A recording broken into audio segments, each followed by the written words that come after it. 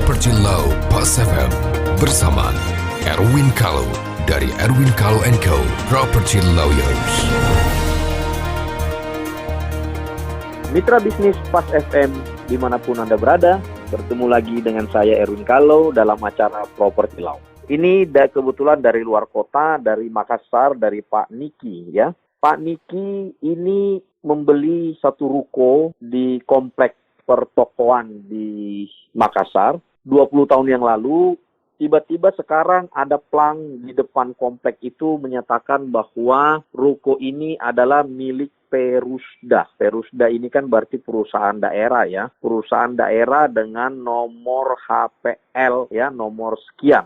Ya, nomor 1 kalau nggak salah. Nah, pertanyaan Pak Niki, ini waktu kita beli ini kan JB tanpa mengetahui ada HPL. Pertanyaannya adalah, apakah ruko yang saya beli ini memang milik daerah atau milik kita? Dan sejauh mana hak-hak kita terhadap ruko yang kita sudah beli, yang kita sudah AJB-kan, sudah balik nama, apakah bisa diambil oleh negara atau daerah? Baik, jadi begini Pak Niki, pertanyaannya bagus sekali. Yang pertama yang saya mau jawab adalah, apa itu HPL? HPL ini itu adalah hak pengelolaan lahan. Nah, HPL ini pertama bukan bukti hak kepemilikan atas tanah ya, bukan kepemilikan hak atas tanah. Nah, tetapi ada HPL juga yang merupakan kepemilikan.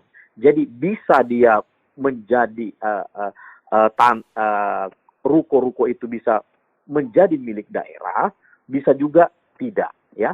Tetapi kapan ruko itu menjadi milik negara atau milik pemerintah atau milik daerah dan kapan tidak?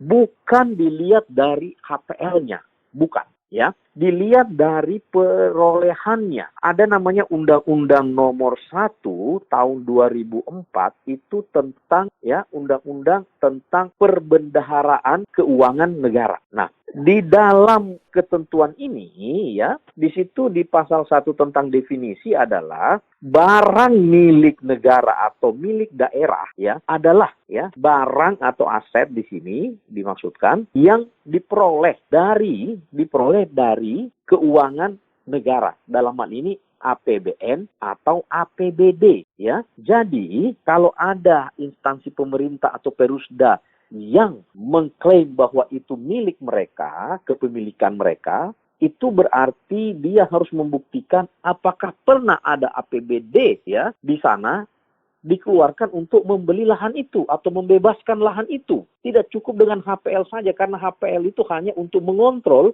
land use sama zoningnya saja. Jangan sampai kalau misalnya peruntukannya komersial, terus Bapak merubah peruntukannya menjadi industri, menjadi pabrik. Itu tidak boleh. Nah, kalau itu kompleks perkantoran atau kompleks niaga, berarti tidak boleh Anda membangun yang bertentangan dengan itu, seperti Anda membangun pabrik. Nah, konsekuensi apa kalau tanah kita itu ada HPL-nya? Konsekuensinya adalah peruntukannya itu tetap dikontrol oleh pemerintah setempat. Jadi, kalau misalnya kita mau perpanjang atau kita mau jual, kita harus mendapatkan namanya rekom atau rekomendasi dari pemegang HPL. Nah, itu biasa ada konsekuensi administrasinya 2,5% sampai 5%. Ini yang dalam praktek yang berlaku termasuk di daerah lain, termasuk di Jakarta. Nah, yang berikut adalah pertanyaannya, apakah ini aset kita atau milik kita?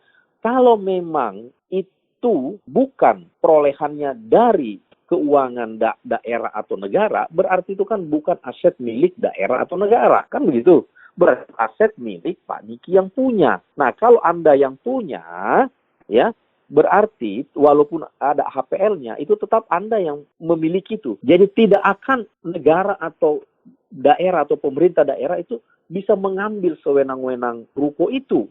Even ya, walaupun HGB-nya nanti akan berakhir, itu bisa dimintakan perpanjangan. Namun dalam melakukan perpanjangan itu, BPN pasti meminta rekomendasi dari pemegang HPL. Nah, disinilah pemegang HPL mengeluarkan rekomendasi dengan catatan bahwa itu peruntukannya masih tetap. Sepanjang peruntukannya masih tetap seperti semula, ya pemegang HPL wajib memberikan rekomendasi itu. Jangan lagi banyak di beberapa tempat rekomendasi ini menjadi objek pemerasan bagi masyarakat yang menginginkan perpanjangan HGB-HGB-nya. Nah, sekarang yang ketiga, bagaimana cara Pak Niki mempertahankan itu? Saya kira bicara baik-baik dengan Perusda tersebut, dan kita pengen tahu kronologisnya dari mana ceritanya Perusda itu memiliki aset ini. Nah, biasanya dari Pemprov atau Pemkot yang menghibahkan ke Perusda, apakah begitu?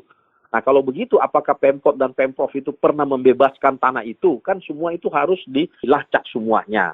Saya hanya mengatakan jika betul ada uang daerah yang membebaskan itu, berarti itu memang punya daerah, ya. Nah, bagaimana caranya yang ketiga tadi? Saya kira yang pertama harus diajak bicara Perusdanya, ya, duduk baik-baik untuk mengklarifikasi semua itu. Yang berikut adalah, kalau memang bicara baik-baik tidak bisa, kan penyelesaian di Indonesia cuma dua, musyawarah atau melalui jalur hukum. Melalui jalur hukum, Pak Niki dan teman-teman dapat saja melayangkan somasi untuk mencabut plangnya itu, ya, papan bicaranya itu, ya. Jika tidak, ya ajukan gugatan secara perdata bahwa itu merupakan perbuatan melawan hukum yang dilakukan oleh Perusda, mengklaim, ya, bahwa itu punyanya dengan dasar yang tidak jelas, ya. Baik Pak Niki, kesimpulan saya adalah HPL bukan merupakan bukti kepemilikan hak atas tanah, ya. Dengan dasar bahwa HPL itu lahir oleh PMA, Peraturan Menteri Agraria nomor 1 tahun 77. Ini ibunya HPL. Sedangkan secara hukum di dalam ketatanegaraan kita, peraturan menteri atau menteri tidak bisa melahirkan hak. Yang bisa melahirkan hak adalah undang-undang. Dan HPL itu tidak ada di dalam Undang-Undang Pokok Agraria. Undang-undang yang mengatur tentang hak-hak atas tanah ada di Undang-Undang nomor 5 tahun 60 tentang pokok-pokok agraria. Demikian Pak Niki, semoga bermanfaat. Nantikan Property Law Pas FM berikutnya. Bila Anda memiliki pertanyaan Property Law, email ke redaksi@pasfm.com. redaksi@pasfm.com